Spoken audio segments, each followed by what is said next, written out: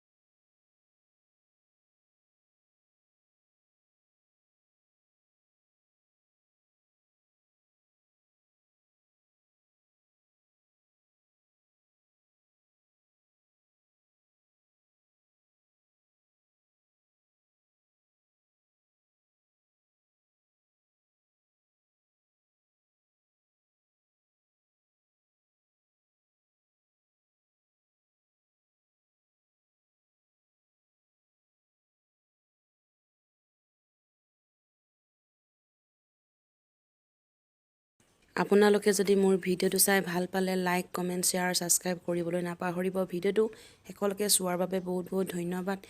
অন্য এটি ভিডিঅ'ৰ সৈতে আকৌ লগ পোৱা আশাৰে আজিলৈ এৰিছোঁ। Bye bye.